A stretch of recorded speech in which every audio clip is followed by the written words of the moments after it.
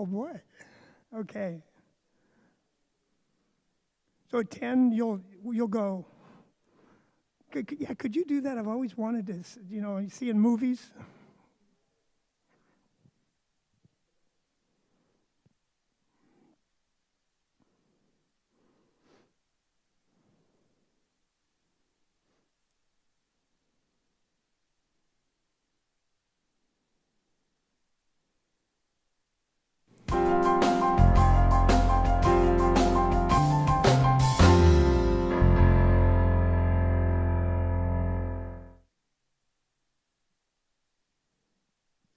Good morning and welcome to Cedars Unitarian Universalist Church.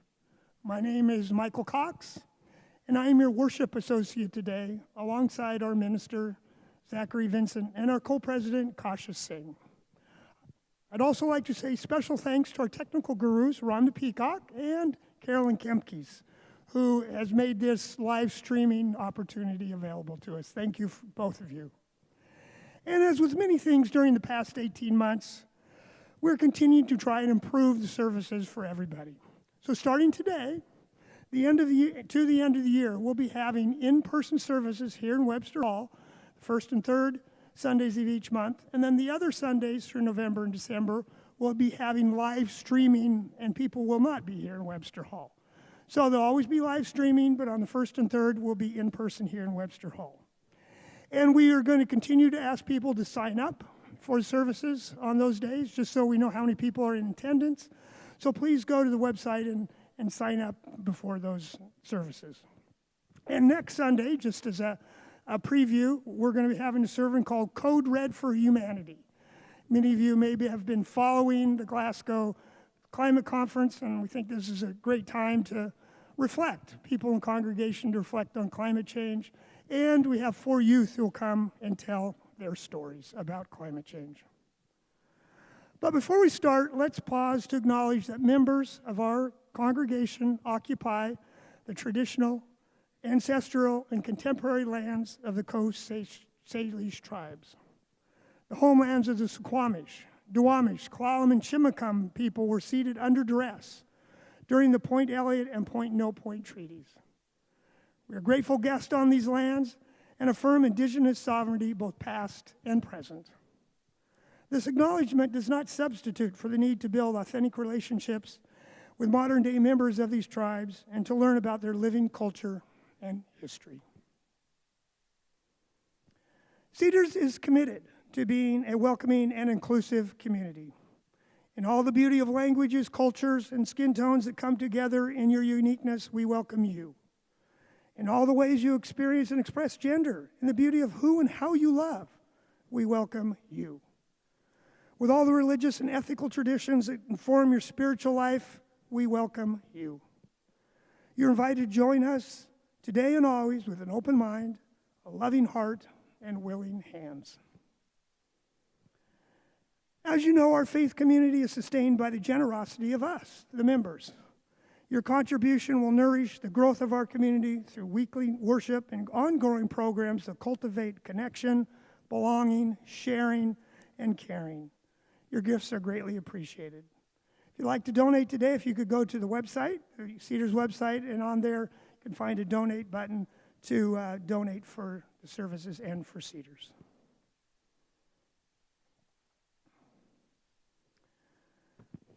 So we've been hearing a lot about resilience over the last 18 months for obvious reasons. And so I decided I wanted to find out, well, what does that really mean? What is the definition of resilience? And so I looked, and generally the psychologists define resilience as the process of adapting well in the face of adversity, trauma, tragedy, threats, or significant sources of stress.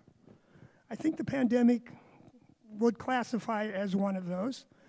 And so I think we're talking about resilience is important. And I wanted to reflect real quickly on my first brush, I guess you could say, with resilience back in 1977, a long time ago. 1977, Jimmy Carter was our 39th president. Yay, I voted for him. ABBA, the Swedish band, if you remember ABBA, they were singing Dancing Queen. If you remember Dancing Queen, you could start singing it now. May the force be with you. Harrison Ford, famous quote from Star Wars 4. Price of gasoline, 65 cents. A Big Mac, 35 cents. Well, times have changed, obviously, but our need to become resilient to the changing times is not. And I wanted to talk about 1977 and 5 experiences that I had that shaped really my life and how I dealt with resilience.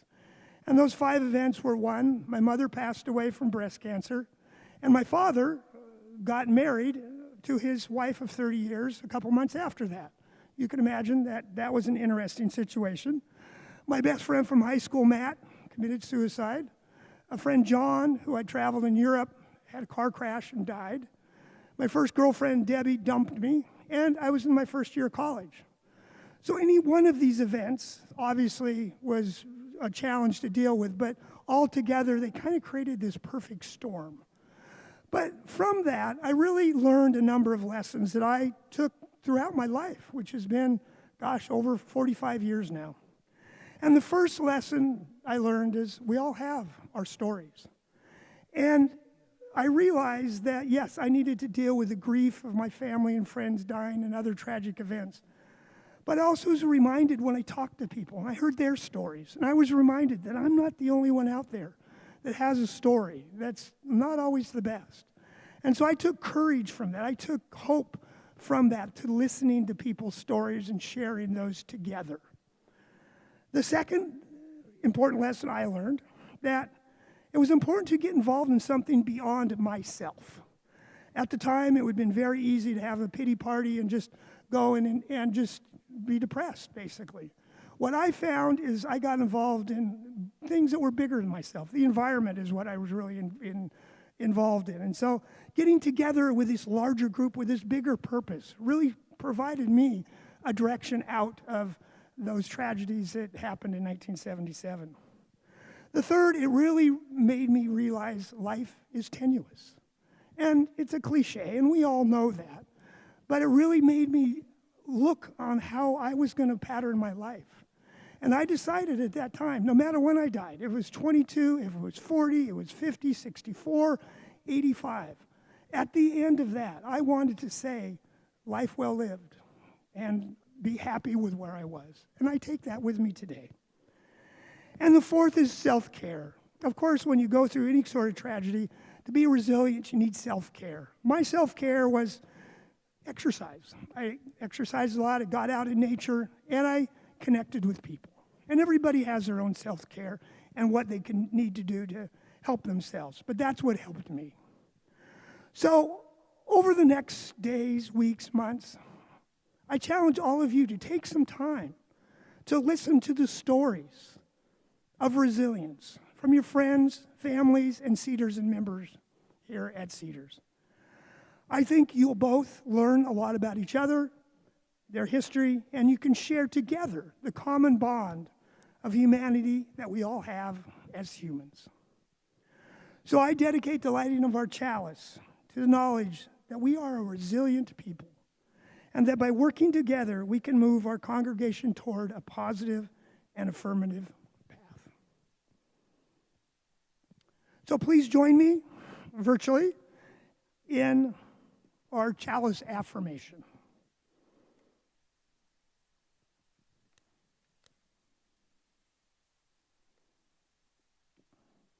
As we come together to worship, we remind ourselves to treat all people kindly because they are our family. To take good care of the earth because it is our home. And to live lives full of love and goodness because that is how we will all become the best that we can be.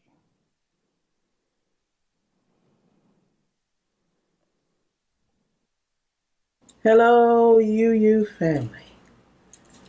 I'm going to sing a song with you called Shine on Me. It's an amazing spiritual that anybody can sing. And in these days when the things that we're dealing with, the feeling separate and all of that, and things seem so hard, this is one of those songs that you just throw your head back, put it in your medicine kit. All you have to do is ask. And here's how it goes.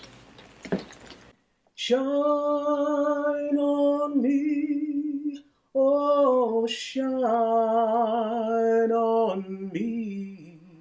Let the light from the lighthouse shine on me.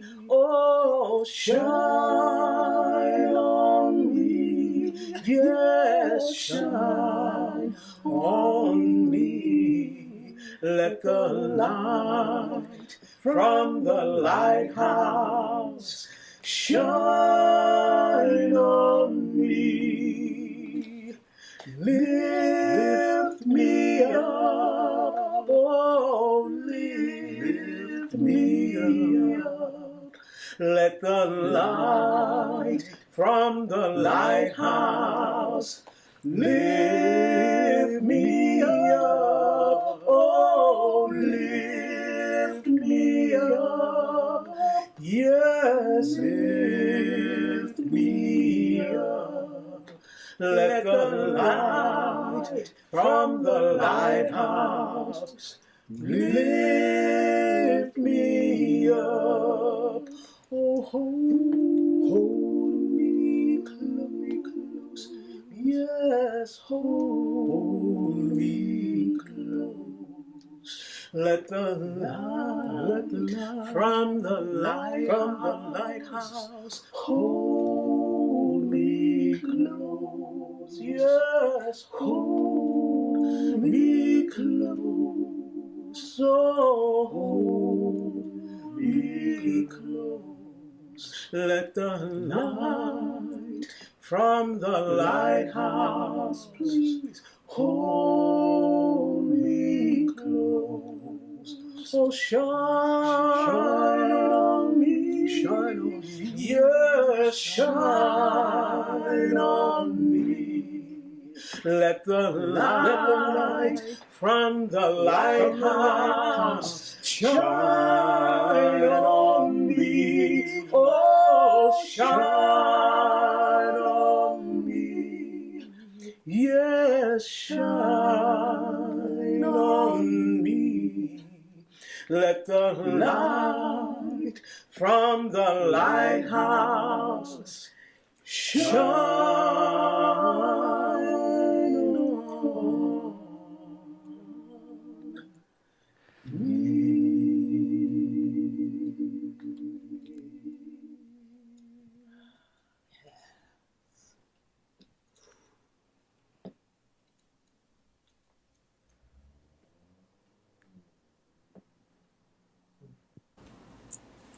All you have to do is just ask.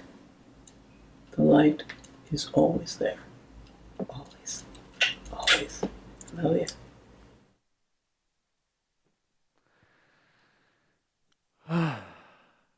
It is a very interesting experience doing worship this way. While all of you are experiencing music that we selected for this service, the rest of us are here in Webster Hall, sitting in silence in a way that very much resembles a Quaker meeting. It's different. So today we're, in lieu of a regular sermon, we're going to be having a conversation between our co-presidents here at Cedars, Mike Cox and Kasha Singh. And we heard Mike offer a reflection just a moment ago on resiliency and the resiliency that he has cultivated in his life. And I think the same is true, though, of us as a community. Over the last 20-some months now, we have shown ourselves to be resilient in many different ways. Resiliency is not always easy, it's not always fun, and yet, as challenges came up, we responded to them. And there's still more to come, which is why we need each other. We need each other to come together, to support each other, to hear each other's stories, and to draw strength from community. But it also means that at times, we need to choose where our priorities rest. Life is oftentimes about making choices. We've had to make a lot of choices that brought us to this moment, and we're facing more. And the thing about choices, when you're presented with a decision you must make, is you oftentimes have to choose between options. You can't do everything. You need to choose what is important. And whenever I think about these choices that we make, these times when we have to make that decision between A or B, I'm reminded of a poem that I've actually shared with you all in the before times, back way before in the fall of 2019. And it's a poem about choosing peaches. And I think it reminds me of how you have to make a choice. You can't bring a whole bin of peaches home with you. You have to choose the 3 or 4 that your family can consume before they go bad. You can't bring them all home. And so for our call to worship, I share this poem titled Freestone by the poet Kristen Berger. She writes, "Peaches know. They sit calmly in bins, begging for rain, draw you under the white canopy. Freestones come easily and glow in your palm, the tender color of me. Your thumb nicking the pit, pressing, hold one and another. Weigh the crushed velvet and choose. Weigh the crushed velvet and choose." We have some choices to make, and in our conversation, we are going to be talking a bit about some of the priorities that the board has set for the year, the direction that we want to go in, but also the choices that we need all of you to participate in. Some opportunities for you to be part of the choice, the choosing, the weighing the crushed velvet. And so today, I invite you to listen to the stories you hear, to listen to the perspective that you hear as we come together this day to worship. Come, let us worship together.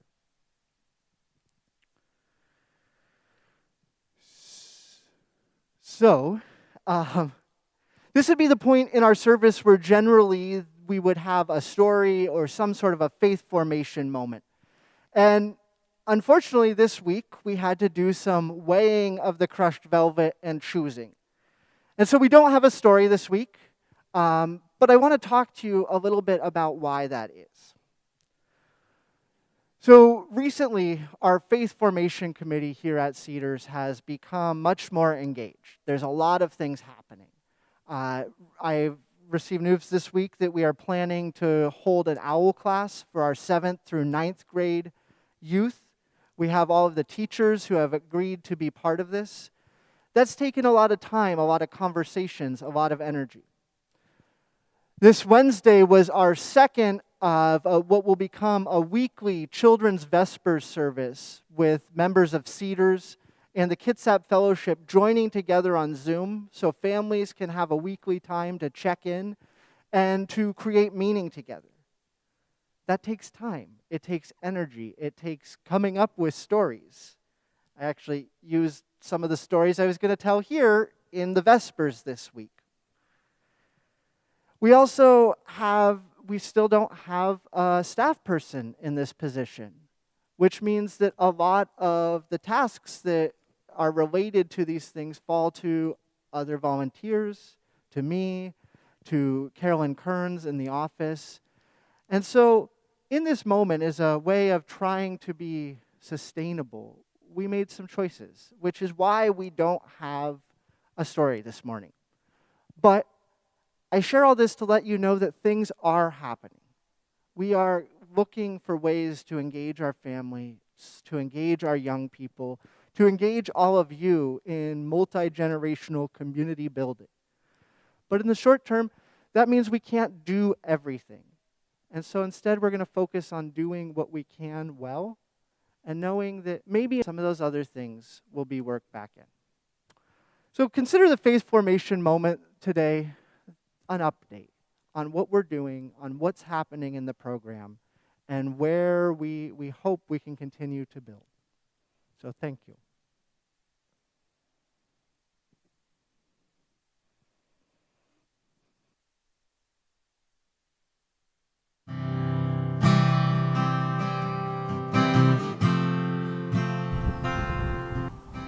give up the fight for some other moment, some other life than here and now.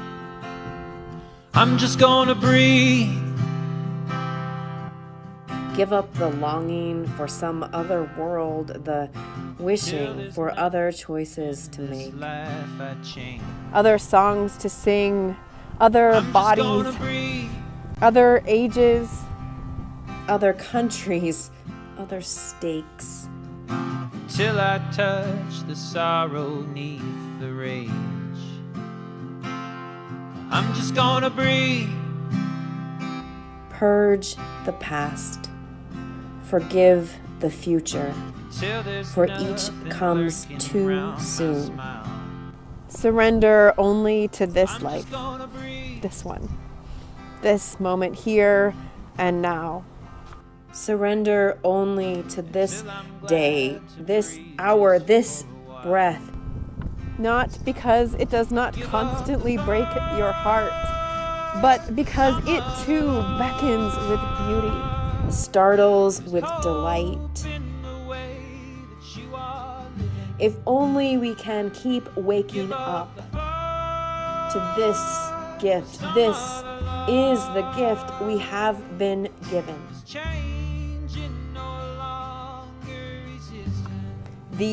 These body clothes.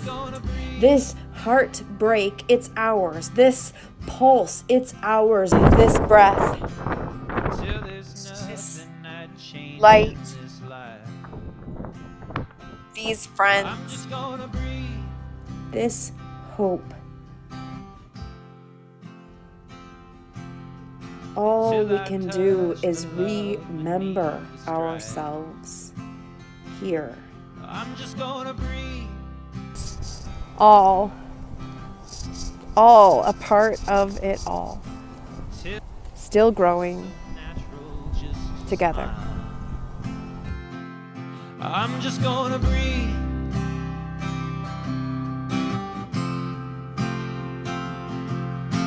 Until I'm glad to breathe here for a while. We'll give up the thought for some other love. Just hope in the way that you are living.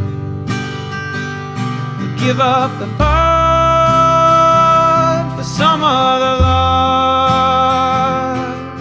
Just changing, no longer resisting. Come on and breathe, breathe, breathe. Come on and breathe, breathe, breathe. It's gonna breathe, breathe, breathe. Come on and breathe, breathe, breathe. Give up the fight, breathe, breathe. For some other life, breathe, breathe. Give up the fight, breathe, breathe. For some other life, breathe, breathe. I'm just gonna breathe.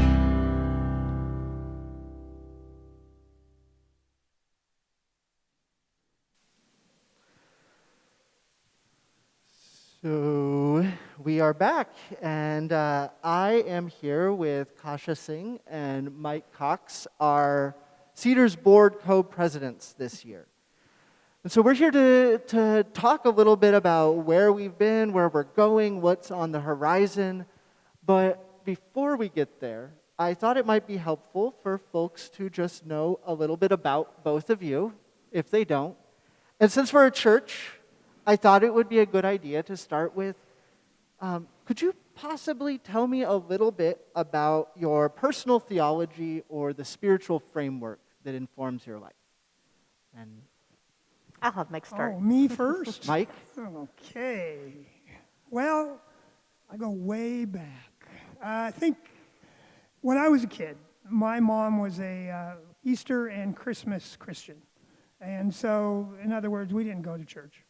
So I grew up with really no religious tradition at all. And so when I started exploring different avenues and pretty much came up to the conclusion that I'm an agnostic. There may be a God out there, but I haven't seen any evidence or proof.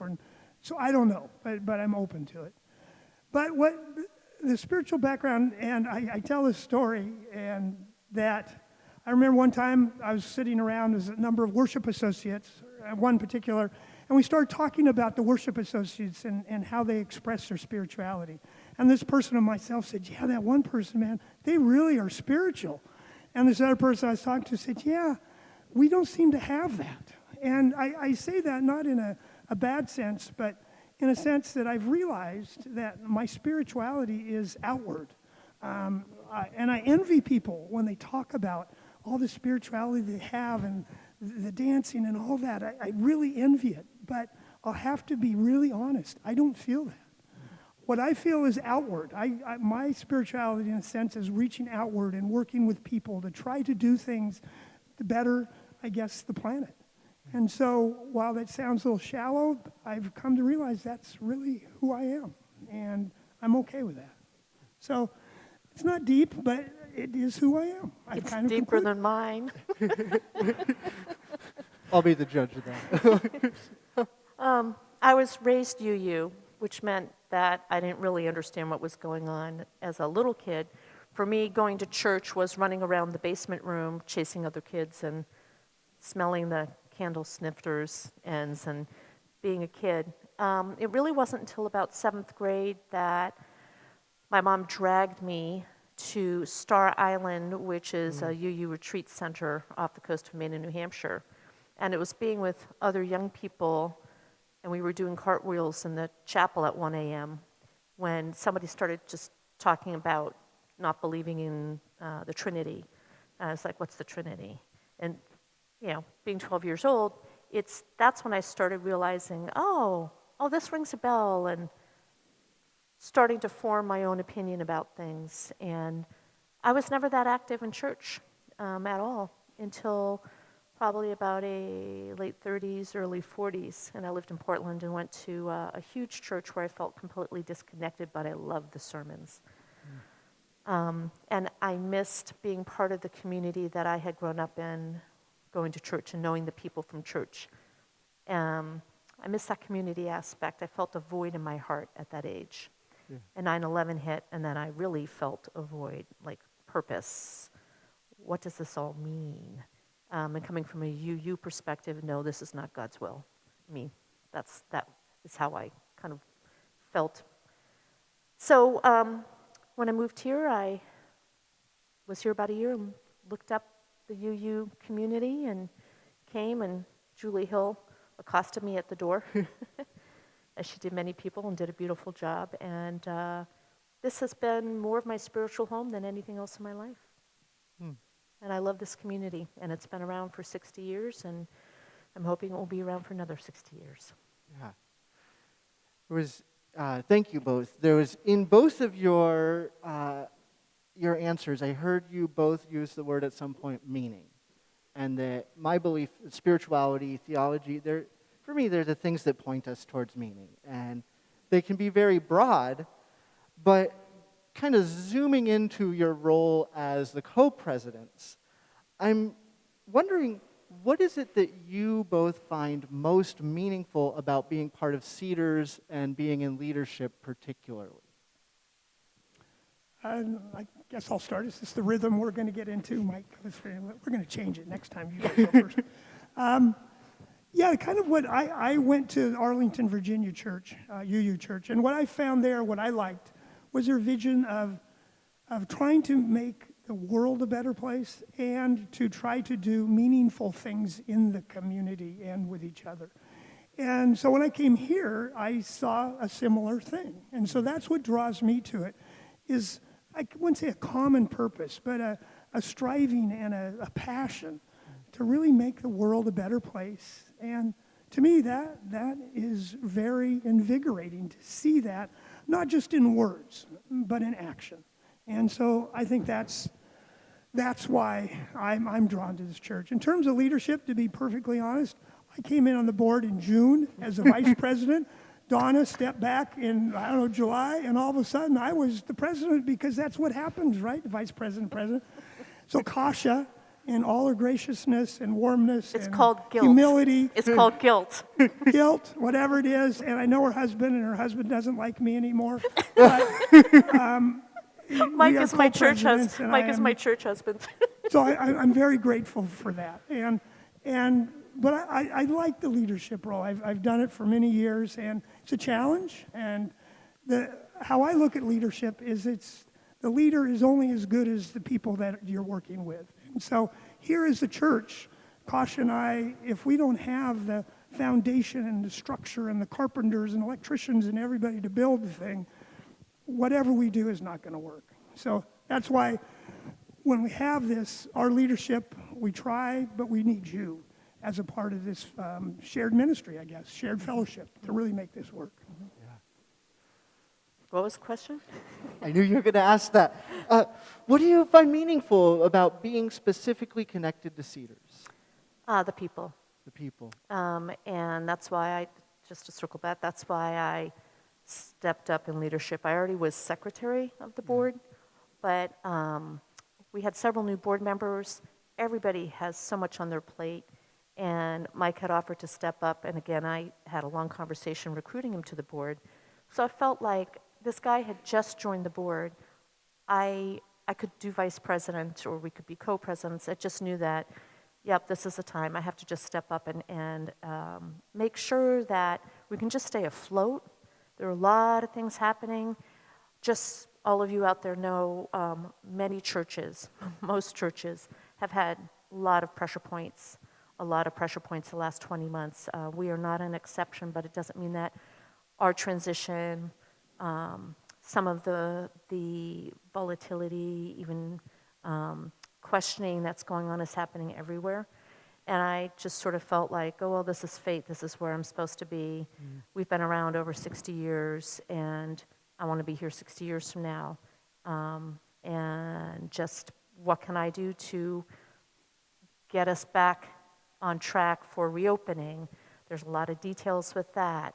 What else can I do to help on the fundraising stewardship side?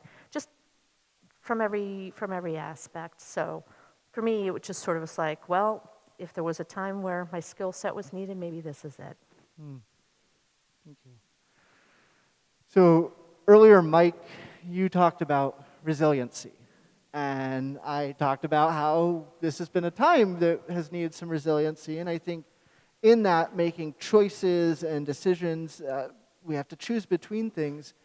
And I've actually found the way that the two of you have kind of created this new role to be, to me, that it feels like a resilient solution. It's a new way forward. Other than taking on being the co-presidents, though, I'm curious, what is the biggest challenge that you have faced? Not that you are currently facing, but that you have faced in your role? Do you want me to go first? Go first, Kasha. Yeah, sir. Lack of resources, in the sense of we don't have a faith formation lead. We don't currently have a musical director. We have a lot of people. Before, when COVID, we had so many people coming to our church services before COVID hit. We had 120 people signed up to come to our retreat in March 2020. And many of those people had just started coming and really engaging with our community in such positive ways. And so I think the biggest challenge is getting back to that energy. I don't want to say back, moving forward to that energy. I don't want to look back, I want to go forward. And the challenge is that there's people in their personal lives who've had a lot of stress and strain due to the pandemic. We've had a lot of people who've been alone, really alone, and have discovered how to connect with us through virtual and Zoom and all these wonderful areas, but balancing that with getting back to our in-person community. What other ways can we provide connection for people? We have to think broadly and differently. We have to give up some things. We have to shed some practices that we had done for previous 60 years. We have to move forward, and I think that's a challenge. Yeah. Thank you. Yeah, kind of going on Kasha, at least I look at it, I do sports analogy, there's no playbook here. And so that's a challenge when there's no playbook. Obviously, we can learn from our past, but there's not much past to learn from here. And so that's been a challenge, the playbook. The second, as we know, Chris resigning, that causes a lot of trauma for people. And so still trying to work through that, and I think we've trying to do that. But So that's been a challenge. But I think what Kasha said, the inability to meet together face to face has really a challenge to try to communicate effectively without having that. You can put all the stuff you want in the Beacon, you can put all the stuff in the Weekly, but if you can't see somebody and look in their face and watch their expressions, it's really hard to stay connected. And so that is something that we really want to try to do safely, to make people come back so we can be together, not through Zoom, which has its good things, but we need to figure that out. And that's a challenge, I think, for all of us as we step forward. Yeah. So I like that sports analogy, and I'm not a sports person, but this idea of not having a playbook that, the last 20 months we've been kind of running in the emergent zone where everything is new. But recently, the board, we had our retreat, and out of that retreat, we set some things that we want to move towards, our priorities for the coming year. Could you maybe say a few words about those priorities, what they are, and why we selected them? Sure, I'll start, and obviously Kasha will chime in. What we tried to do is step back for a second. If you remember, we had a belonging initiative, a while ago. Got some great input onto that. We had a survey, and we had talking and listening circles. So we tried to take all that information and come up with our priorities. And so I'm just going to highlight a couple of the big themes, and we're going to put these out so everybody can see and comment on them. But the first one we've already talked about, bringing us back together in a safe way. And that's through opening Cedars Center again, transitioning in-person services, so we're going to try to do that. The second is develop sound personnel and policies and procedures. We have a group that's working on that, a task force that is putting together a manual for the personnel procedures and policies that I think will help us, and it will be ours. It won't be the UUA's, it's ours. So I think that's really important. The third I'll highlight is engage with the community. We really heard that we need to get into the community. People need to know who we are. Who is Cedars Unitarian Universalist Church? And it's equally important, who's this guy? Mm-hmm. We need to get him, and I'm not putting it on Zachary, but we need to get him out there because he's a charismatic, he's got a great voice. We need to get him in the community. So those are three I have. There's a couple more I have, but Kasha, if you maybe want to highlight some, and then I'll I fill think in I already any others. mentioned, and I'll keep repeating this, we need to hire a faith formation lead, and we need to hire a music director. So mentioned that earlier. As a board, it is our responsibility to have financial stability for this organization.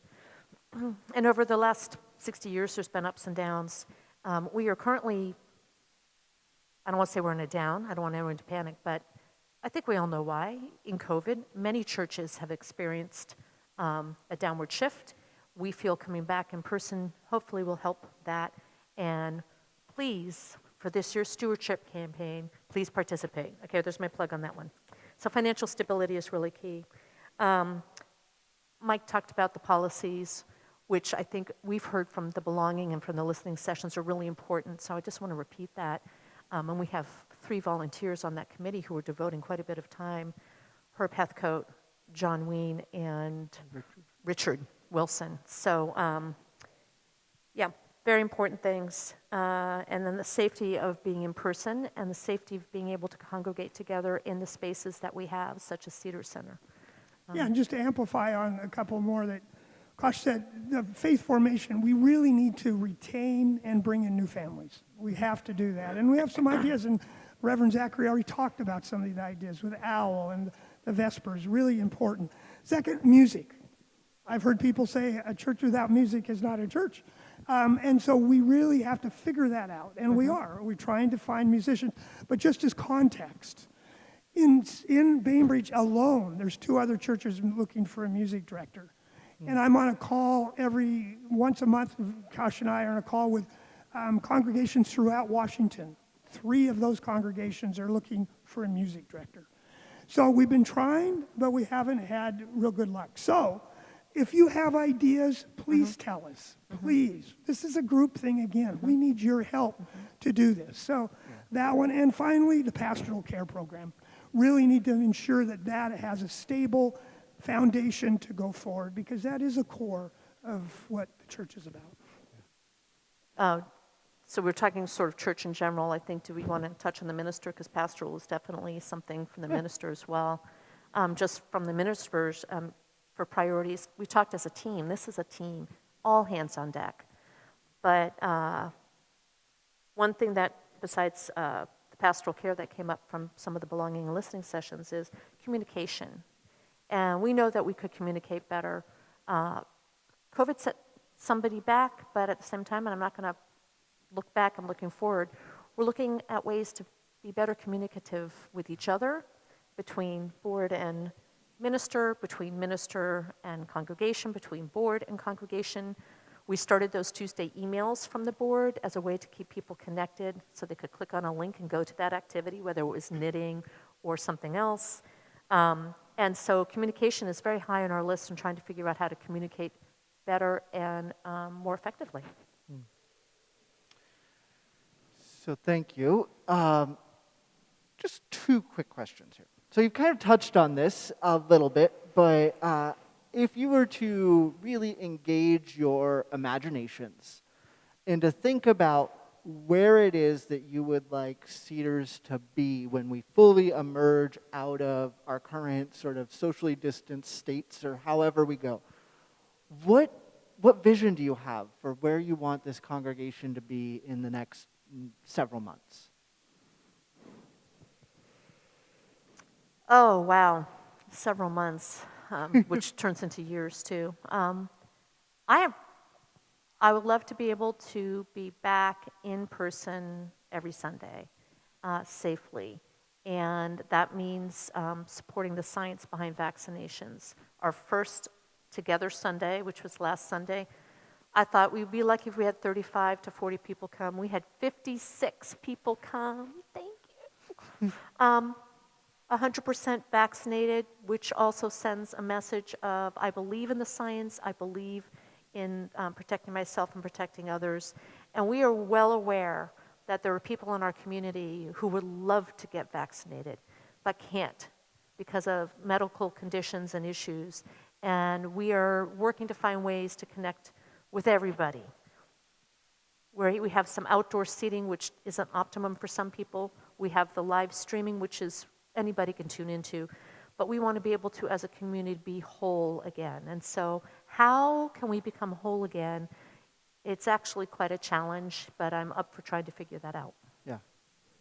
Yeah, and just try and again, maybe drill down a little bit on Kosh, because I agree completely on that. And I've already said it, but I think it's critical to retain and get families. We need kids to make this intergenerational. We really have to work on that, and that's going to be a challenge. Obviously, get the music program up and running, and get us out in the community. I really feel strongly about that, and I think we can. I think we have a message and a voice that people want to hear, and we just have to get around to that. Then the last vision is we got to figure out how to not burn out our tech team, our worship associates, and our setup teams, and other people who are putting a lot of work in. We got to figure that out, because it's starting, I can see, it's starting to wear on people who are involved in that, and we really need to find a way to get them help to do their jobs to make this congregation thrive. Mm-hmm. Yeah. So, last question. If you could wave a wand and ask for anything from the members of the congregation to support the work that you are doing, what is the one thing that you could use people to really help you do?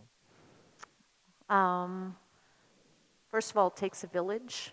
What was that question? It takes a village. A village, okay. We need all hands helping, even a little bit or a lot of it. We need, when we make requests for help, so worship associates, we need help on the tech team, and it's not intimidating. I'm watching these people today, and they do an amazing job. But we need help on all fronts. And when we make that appeal, if you get a phone call, don't hang up on me, please. We need more hands-on help. And if everybody does a little bit, It means that we can all go forward together. It's very hard when it's just a few of us, and we really are making an appeal. We really would love more help from everybody. It's fun. It is truly fun. So please, answer the call. Yeah, that's answering the call. And also, we all need to be a little patient. And I'm one of the worst at that, but to be patient and have some grace during these periods when we don't have a playbook. We're trying to figure this out. So I encourage you, if you see those things, come back and provide some input on how we can improve it. And I know sometimes it's easier to critique, but what we really need is solutions and people who want to jump in and say, yeah, I see that problem, and here are some ways we can figure that out, and I'm willing to do that. So just as Kasia said, we really need to work together to try to make this work into the future. And one of the keys, I think, is getting back together as much as we can in person, in flesh and blood, to make this work. Awesome. Well, thank you both for taking the time to have this conversation and for letting everyone at Cedars know what's going on, where we've been, where we hope to be going. I appreciate, too, having this chance to actually hear the two of you articulate some of these things, because we work together a lot, but to hear you in the same space expressing a synergy, and that's exciting, because I think that the vision that you are articulating is one that I want to be part of. So thank you. I would now invite us to join for our closing hymn of this service. It's hymn number 1013, Open My Heart, performed by Susan Mashiyama.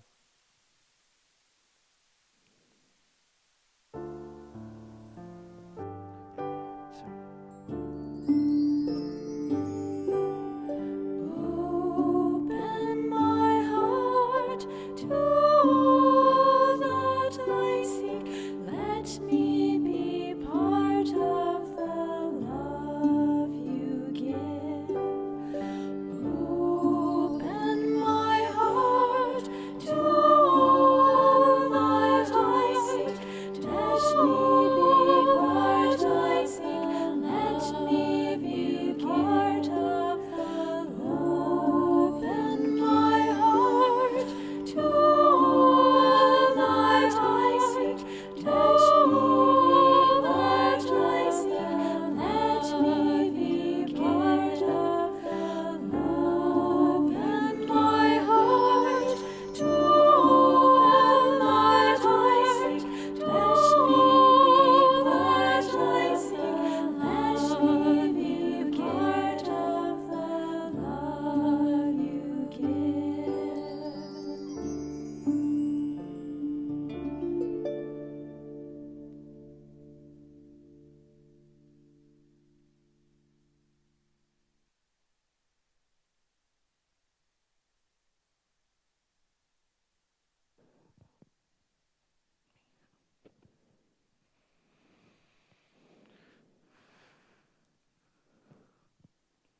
So if you would join us, wherever you are, if you'd like to stand and hold hands, whatever you'd like to do, extinguishing the chalice. So please recite after me. We extinguish this flame, but not the light of truth. Extinguish this flame, but not the light of truth. The warmth of community or the fire of commitment. The warmth of community or the fire of commitment. These we carry in our hearts until we are together again. These we carry in our hearts until we are together again. Our service has ended, but our service to the world and one another began anew. As we end our time together this week, I hope that you will reflect on what you have heard. Consider the choices before us and how you can be a part of the decisions that need to be made. How you can be a part of the work of community that we are called to. May it be so.